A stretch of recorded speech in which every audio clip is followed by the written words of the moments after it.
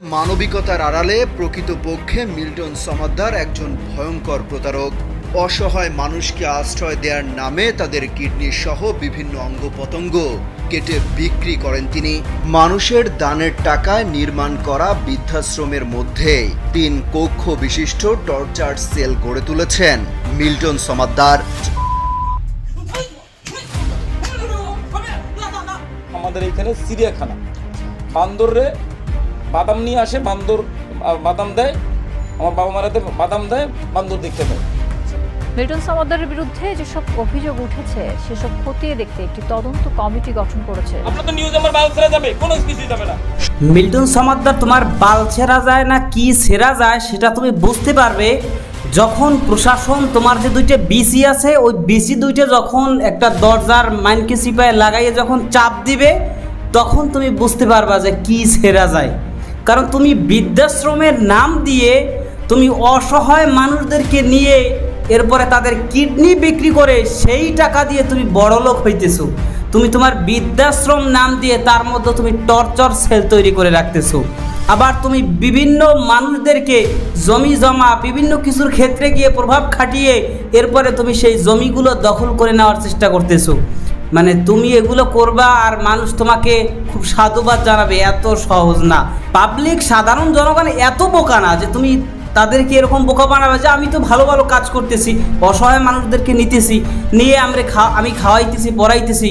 এখন আপনি আপনার একজন আত্মীয় অসহায়, তাকে আপনি মিল্টন সমাদ্দারের ওই আশ্রয় কেন্দ্র ওইখানে আপনি দিলেন যে ওইখানে থাক। এখন তাকে নিয়ে ও যদি কিডনি বিক্রি করে ফেলে, ও যদি তাকে মেরে তার চোখ, তার হৃৎপিণ্ড, বিভিন্ন জিনিস যেগুলো বিক্রি করা যায় সেগুলো যদি বিক্রি করে ফেলে, তাহলে এরকম আশ্রয় কেন্দ্র থাকার চেয়ে তো না থাকা আরও ভালো। দর্শক, কথা বলছিলাম মিল্টন সমাদ্দারকে নিয়ে যে আশ্রয় কেন্দ্র নাম দিয়ে জনগণের কোটি কোটি টাকা সে হাতিয়ে নিতেছে জালিয়াতি করে। কারণ আপনাদেরকে দেখাচ্ছে যে আমি এই খাওয়াইতেছি, এই পড়াইতেছি, এই করতেছি, অথচ তাদের দিয়েই আবারও ব্যবসা করতেছি। তো অবশেষে কিন্তু সে সব কিছুর প্রমাণ সহ একেবারে হাতে নাতে এবার ধরা পড়ে গিয়েছে।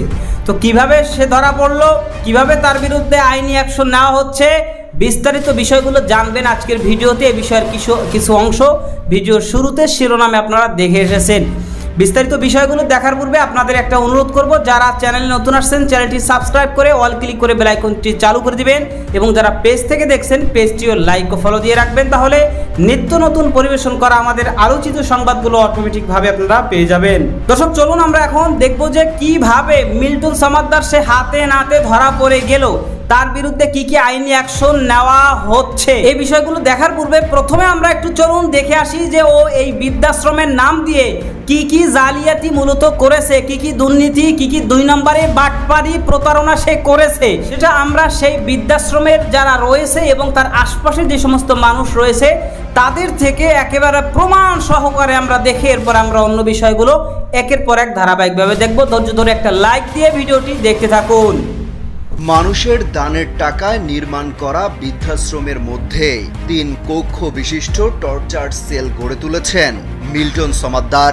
Child and old age care নামের প্রতিষ্ঠানের ভবনের ওই টর্চার সেলে মানুষকে ধরে নিয়ে পেটানো হয় নির্মমভাবে। টর্চার সেলের মধ্যে মানুষ পেটানোর জন্য রয়েছে নানা দেশীয় অস্ত্রশস্ত্র। সেলের মধ্যে নির্যাতনের একাধিক ঘটনা উঠে এসেছে কালবেলার অনুসন্ধানে। সেখানে কিভাবে নির্যাতন চালানো হয় কালবেলার কাছে সেই বর্ণনা দিয়েছেন নির্যাতনের শিকার হওয়া একাধিক ব্যক্তি। টর্চার সেল বানায়া যখন যাকে পাবে পিটাবে, মানে পিটাইয়া ওর এখানে আধিপত্য বিস্তার করবে। 3টা রুম একসাথে মিলানো, একটার মধ্যে দিয়ে আরেকটার মধ্যে যাওয়া যায়। ঢুকতে হাতের বাম পাশে কতগুলি লাঠি ছোটা আবার পাইও আছে। এখন আমাদের রুমে নিয়ে গেছে, আমার বাবার আর আমার হাজবেন্ডের মার দিকেই ছিল, আমার সন্তানের বয়সী ওদের আমি পায়ে হাতে ধরি। মিল্টন সমাদ্দার নিজেকে মানবতার ফেরিওয়ালা এবং বয়স্কদের সেবা করার দাবি করলেও নিজের হাতেই বৃদ্ধদের নির্যাতন চালান তিনি। এমনকি হৃদরোগে আক্রান্ত ব্যক্তিকেও কোনো দয়া দেখাননি এই কথিত মানবতার ফেরিওয়ালা। আমার হাটে রিং বসানো, আমার ওয়াইফ মিনতি করতেছে, রিকোয়েস্ট করতেছে, বাবারে তোমরা সেবা করতেছো, পায়ে ধরতেছে, আমার স্বামী রিং বসানো, 2টা রিং বসানো, তোমরা কি মাইরা ফেলাইবা? ও আমার এই বুকটার মধ্যে অন্তত 5টা 7টা লাথি দিছে। আমি বারবার বলি যে আমার হাজবেন্ড রিং করানো, 2টা রিং করাইছে 2 মাস 2.5 মাস আগে, আপনারা একটু দয়া করেন, আপনারা না বয়স্ক মানুষের সেবা করেন, আপনারা কি করতেছেন? হাতে পায়ে ধরি, পিছি পিছি আমার সন্তানের বয়স, ওই গুলির হাতে পায়ে ধরি, মিল্টনের হাতে পায়ে ধরি। মানব সেবার নামে গড়ে তোলা প্রতিষ্ঠানে মানুষকে নির্যাতনের জন্য মিল্টন সমাদ্দারের রয়েছে বিশেষ সন্ত্রাসী বাহিনী, যাদেরকে মানুষের দানের টাকা দিয়ে পেলে পুষে রাখেন মিল্টন সমাদ্দার। জমি দখল ও নিজের আধিপত্য বজায় রাখতে এই বাহিনীকেই ব্যবহার করেন তিনি। তো স্থানীয় একটা সন্ত্রাসী পালতো, ওরা টাকা দিয়ে পালতো। তার এই যে দস্যু বাহিনীগুলা যেটা পালে, সে যে কথাই বলুক, সে বলতেছে এখানে আসলে তো এগুলো সে পালতেছে মারামারি করার জন্য, তার এখানে সে নিজের আধিপত্য বিস্তার করার জন্য এই ছেলে পেলেগুলা পালে, যে কোনো সময় একটা মারামারি করে নিজের আধিপত্য বিস্তার করবে, যে আমি এখানে রাজা। হাতে পায়ে ধরি, পিছি পিছি আমার সন্তানের বয়স, ওই গুলির হাতে পায়ে ধরি, মিল্টনের হাতে পায়ে ধরি। আপনারও তো মারছিল নাকি? হ্যাঁ, আপনার মারছিল কি লিগা? মারছিল ওখানে তো আমাদের জমিটা জমি আছে অনেক দিন এত বড় বিল্ডিংটা হয়েছে, আমাদের জমির মধ্যে জিনিসপত্র রাখা। বৃদ্ধাশ্রমের মধ্যে সব নির্যাতনের বাইরেও তার রয়েছে নির্যাতন ও দখলবাজির পুরনো স্বভাব। মানবিকতার আড়ালে প্রকৃতপক্ষে মিল্টন সমাদ্দার একজন ভয়ঙ্কর প্রতারক। তিনি যতটুকু করেন, প্রচার করেছেন তার চেয়েও কয়েক গুণ বেশি। অসহায় মানুষকে আশ্রয় দেওয়ার নামে তাদের কিডনি সহ বিভিন্ন অঙ্গ প্রত্যঙ্গ কেটে বিক্রি করেন তিনি। অনুসন্ধান করতে গিয়ে এমন বেশ কয়েকটি পৈশাচিক ঘটনার প্রমাণ দৈনিক কালবেলার হাতে এসেছে। রাজধানীর উত্তর সিটি কর্পোরেশনের 11 নং ওয়ার্ডে অবস্থিত child and old age care. ছোটখাটো কিছু অভিযোগ বাদ দিলে এতদিন মানবিক কাজের জন্য প্রশংসিত এই প্রতিষ্ঠানটি নানাভাবে সমালোচিত হচ্ছে প্রতিষ্ঠানের কর্ণধার মিল্টন সমাদ্দার, তার স্ত্রী ও কর্মচারীদের কারণে। এমনকি আশ্রিতদের প্রত্যঙ্গ বিক্রির মতো ভয়ঙ্কর অভিযোগও উঠেছে তাদের বিরুদ্ধে। প্রত্যেক লাশ সিঁড়ি কাটা ছিঁড়া থাকে, রক্ত থাকে এর শরীরে, সন্দেহ করার মতো কারা ছিল। প্রশ্ন উঠেছে আশ্রিতদের কতজনকে এ পর্যন্ত দাফন করা হয়েছে সে বিষয়েও। সে বিষয়টি নিশ্চিত করতে অনুসন্ধানে নামে সময় সংবাদ। খোঁজ মেলে কিছু মৃত্যু সনদের, যেগুলোতে মেলে অসামঞ্জস্যতা। দেখা যায় সনদের যে অংশে লেখা থাকে মৃত্যুর কারণ, সেখানে প্রায় প্রত্যেকটিতে বানান ভুলে ভরা, যার স্বাক্ষর এবং সিল ব্যবহার করে নিশ্চিত করেছেন একজন MBBS চিকিৎসক। জানতে চাওয়া হয় ভুলে ভরা এই মৃত্যু সনদের বিষয়ে। খোঁজ মেলে মিল্টন সমাদ্দারের প্রতিষ্ঠানের ভয়াবহ প্রতারণার। আমার সিলটা মাইরা তারা নকল একটা সাইন করে দিয়েছে, আসলে এটা তারা স্বীকার করছে। কোন স্বার্থ হাসিলে এই প্রতারণা করছেন সে বিষয়ে জানতে চাইলে আবারও নিজের জাত চেনালেন মিল্টন সমাদ্দার। উত্তেজিত হয়ে চড়াও হলেন সময় সংবাদের ওপর। সূর্যের চেয়ে বালি গরম, এ প্রবাদটি প্রমাণ করে আরো বেশি উত্তেজনা দেখাতে লাগলেন তার স্ত্রী কিশোর বালা ও প্রতিষ্ঠানের কর্মচারীরা।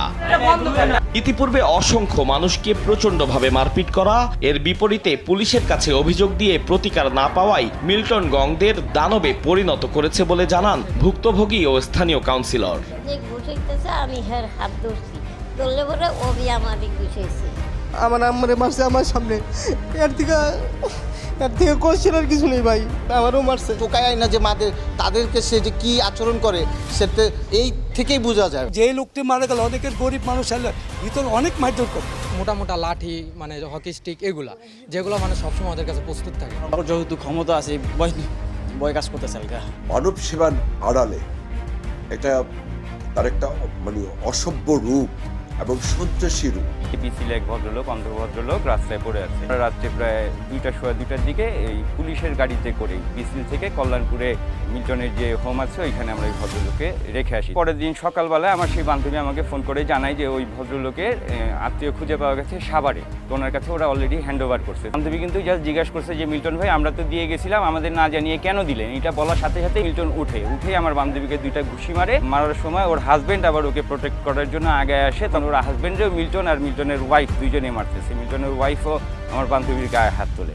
আমরা 3 ফ্রেন্ড ওদেরকে বাঁচানোর জন্য গেছি। সেই মুহূর্তে ওর স্টাফ 10-15 জন ছিল, আমাদের 5 জনকে ঘিরে ধরে অকথ্য ভাষায় গালাগালি এবং আমাদেরকে শারীরিকভাবে টর্চার করে, হেনস্থা করে। আমাদেরকে ওই মুহূর্তে ওইখানে ঘিরে ধরে আমাদের বন্দি করে দেয়। স্বাভাবিকভাবেই প্রশ্ন আসতে পারে যে তাহলে ওনারে করলোটা কি। ভুক্তভোগীর করা অভিযোগ সাথে নিয়ে এবং অপর ভুক্তভোগীকে সাথে নিয়ে মিরপুর মডেল থানায় যায় সময় সংবাদ। পরে দেখা যায় পুলিশ অভিযুক্ত মিল্টন সমাদ্দারের প্রতিষ্ঠানে গেলেও তার সাথে করমর্দন করে প্রস্থান করেন সেখান থেকে। দর্শক, মিল্টন সমাদ্দার সে অতি শীঘ্রই গ্রেফতার হবে, কারণ তার বিরুদ্ধে যেই পরিমাণ অভিযোগের কোনো শেষ নাই।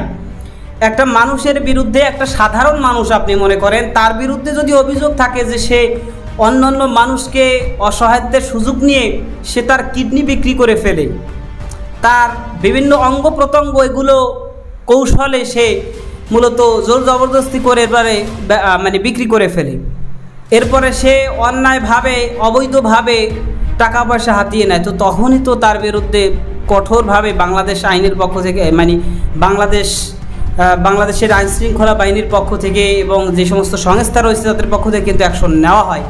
উদাহরণস্বরূপ আপনি দেখেন সাবেক আইজিপি বেনজির আহমেদ, সে ওইভাবে কিন্তু কাউকে মানে প্রকাশিকভাবে ওইভাবে প্রমাণ কিন্তু নাই যে কাউকে সরাসরি সে ধৈর্যাম বাঁধিয়া অমনে তার মানে কিডনিটা বিক্রি করে ফেলছে, এই করছে সেই করছে, কিন্তু সে অনেক টাকা উপার্জন করছে অবৈধভাবে, সেই কারণেই সে মনে করেন মোটামুটি ফাঁসে গেছে।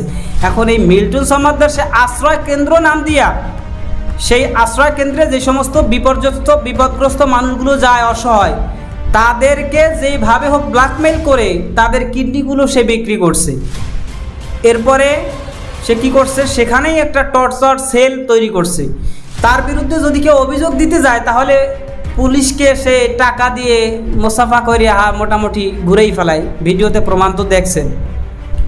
এবং শুধুমাত্র তাই নয়, মিল্টন সমাদ্দার সে এই যে একটা ব্যাপক জনপ্রিয়তা তার, সেইটাকে সুযোগ করে পুঁজি বানিয়ে সে তার কিছু গ্যাংস্টার তৈরি করছে। সেই গ্যাংস্টারগুলোর মাধ্যমে সে বিভিন্ন মানুষের জমি জমা বিভিন্ন কিছু সে হাতিয়ে নেয়। এটা কোন পর্যায়ের বাটপাড়ির ভাই, এটা কোন পর্যায়ের মানে জালিয়াতি প্রতারণা। তো বাংলার মানুষ কিন্তু এত বোকা না, বাংলার মানুষকে মিল্টন সমাদ্দাররা যত বোকা মনে করতেছে অতটা বোকা কিন্তু নয়। মিডিয়া জিজ্ঞেস করতে গেছে যে আপনি এই ব্যবসা ব্যাপারে আপনার স্টেটমেন্ট কি, তুই যদি জালিয়াতি করে না থাকো, তুই যদি প্রতারক বাটপার না হয়ে থাকো, তাহলে তুই তো জবাব দিবি যে এই বিষয়। তুই জবাব না দিয়ে তুই বলবো আরে সাংবাদিক যাতে বালসেরা যায় এই সেই, এটা কেমন ধরনের কথা। তো দর্শক, বিষয়গুলো আপনারা দেখলেন, তো এর কি বিচার হওয়া উচিত এর ব্যাপারে আপনাদের মতামত কি সেটা কমেন্ট সেকশনে জানিয়ে যাবেন। ভালো থাকবেন, সুস্থ থাকবেন, দেখা হবে নতুন কোনো ভিডিওতে, কথা হবে নতুন কোনো বিষয়। আজকে পর্যন্তই, আসসালামু আলাইকুম ওয়া রাহমাতুল্লাহ।